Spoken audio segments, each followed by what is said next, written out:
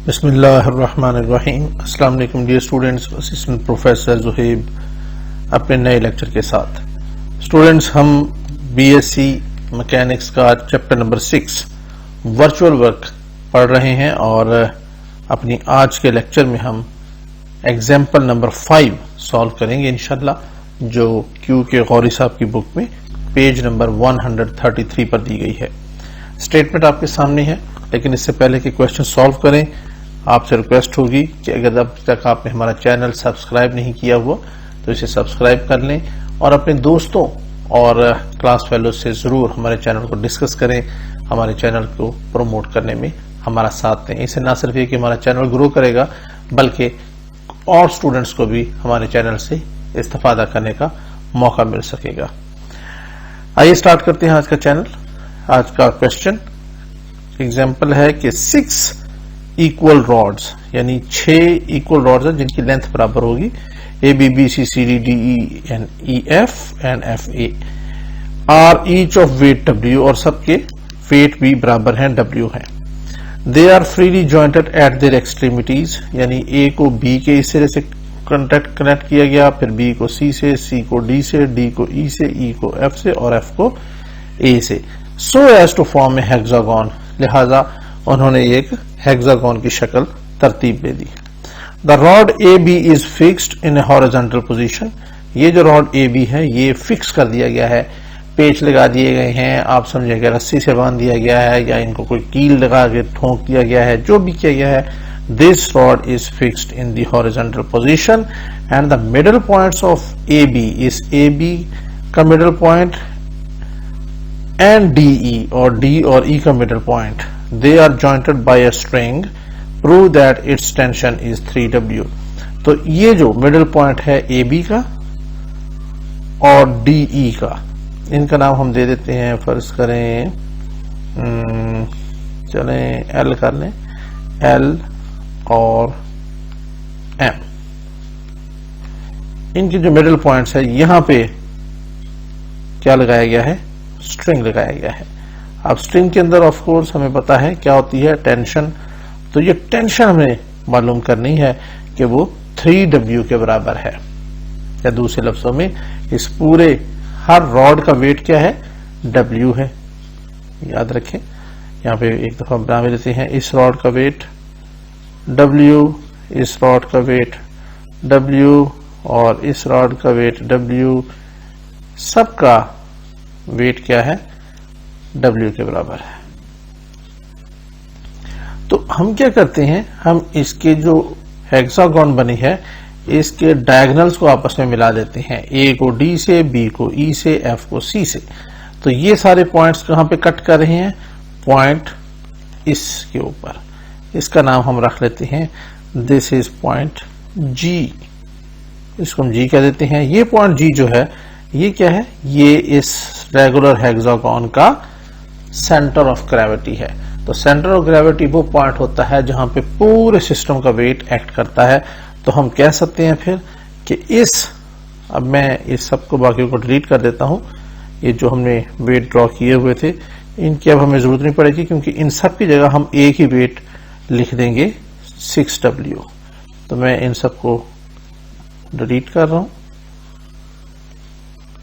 और यहां पे फिर हमारे पास क्या आ रहा है, इन पॉइंट्स G के ऊपर पूरे सिस्टम का wait 6W vertically downward act कर रहा है।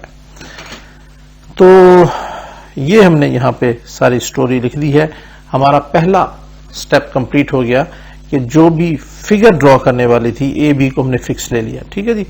जो फिगर ड्रॉ करने वाली थी वो हमने फिगर ड्रॉ कर दी, ये हमारा पहला स्टेप होता है। दूसरा स्टेप होता है हमारा कि हम इसकी डिस्क्रिप्शन लिखेंगे। डिस्क्रिप्शन लिखने के बाद तीसरा स्टेप हमारा क्या है कि हम फिक्स पॉइंट को कंसीडर करते हैं। तो वो हमने यहाँ पे फिक्स पॉइंट भी कंसीडर कर लिया। हमारे पास फिक्स लाइन ए बी है, इस क्वेश्चन में फिक्स लाइन ए बी है। तो इस ए बी के रेफरेंस से हम जो वर्चुअल डिस्प्लेसमेंट के बाद इनके डिस्टेंसेस चेंज होंगे वो हम ए बी से कैलकुलेट करेंगे। और चौथा स्टेप हमारा क्या होता है कि हम इस सिस्टम के अंदर वर्चुअल डिस्प्लेसमेंट क्रिएट करते हैं, वर्चुअल डिस्प्लेसमेंट। तो वर्चुअल डिस्प्लेसमेंट के लिए क्या करेंगे हम, देखें ये यहां से पकड़ के हम ऊपर नहीं लेके जा सकते, लेकिन इस टेंशन को हम यहां से पकड़ के नीचे की तरफ खींच सकते हैं। ऊपर क्यों नहीं कर सकते, क्योंकि ऊपर तो हमने ये रॉड ए बी फिक्स किया हुआ है, यहां से ऊपर ये जाएगा ही नहीं। लेकिन इस पॉइंट से, ये एम पॉइंट से जब हम इस स्ट्रिंग को नीचे की तरफ खींचेंगे तो इसके अंदर तनाव यानी टेंशन मजीद बढ़ जाएगी। तो फिर आप मुझे ये बताएं, सोचें, विजुअलाइज करें कि जब इसको हम नीचे की तरफ खींचेंगे यहां से पकड़ के एम पोजीशन से, तो फिर इसकी शेप क्या बनेगी। ऑफ कोर्स ये जो अभी एक सिमेट्रिकल शेप में बना हुआ है रेगुलर हेक्सागन है, ये रेगुलर नहीं रहेगी, ये लंबूतरी सी बन के नीचे की तरफ से रख जाएगी। ठीक है जी। तो ये नीचे की तरफ जब बनेगी तो वो कैसी शक्ल बनेगी, मैंने इसके लिए एक यहां पे कॉपी करके रखा हुआ है आपके लिए। हम क्या करने दे हैं, इसको कॉपी करता हूं मैं।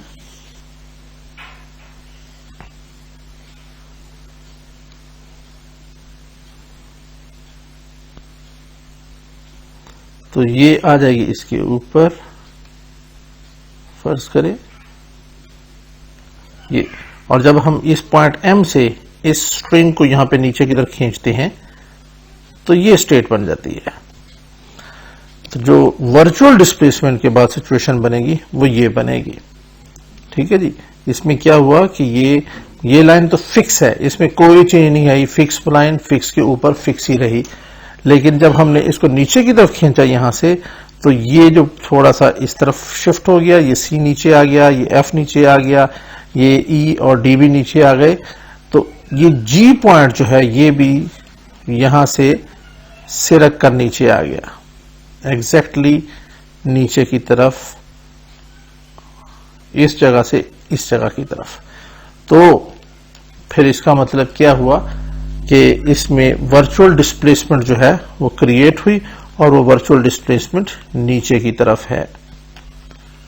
तो यहां तक जो हमने ये फिगर ड्रॉ कर दी है, अब इसको हम यहां पे लिख भी लेते हैं।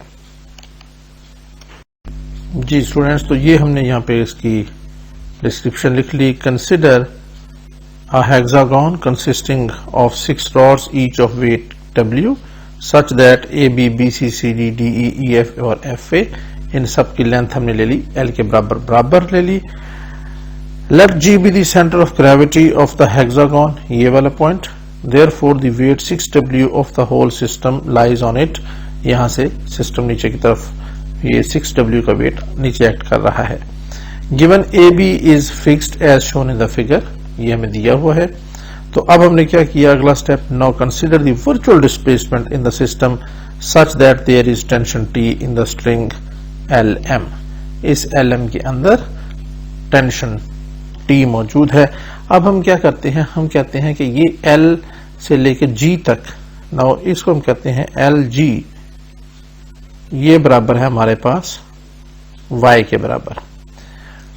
याद रखें, जब भी स्ट्रिंग जो है वो वर्टिकल शेप में दिया होगा तो क्वेश्चन सॉल्व करना निस्बतन आसान होता है, लेकिन जब हॉरिजॉन्टल शेप में दिया गया होगा तो फिर हमें उसकी कैलकुलेशन करनी पड़ती है। जब हमें वर्टिकल शेप में दिया होगा तो फिर आसान क्यों है, क्योंकि इसी में ही वेट नीचे एक्ट कर रहा है और यही स्ट्रिंग भी है। दोनों फोर्सेस, यहां पे दो फोर्सेस हैं, एक है टेंशन और दूसरी है वेट, तो दोनों एक ही लाइन के ऊपर एक्ट कर रहे हैं, इसलिए ये क्वेश्चन आसान हो जाता है।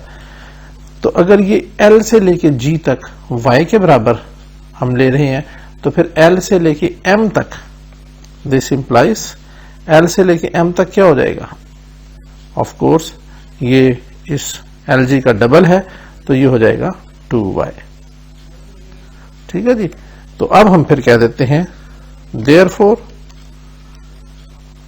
अब अगला स्टेप है हमारा इक्वेशन ऑफ वर्चुअल वर्क।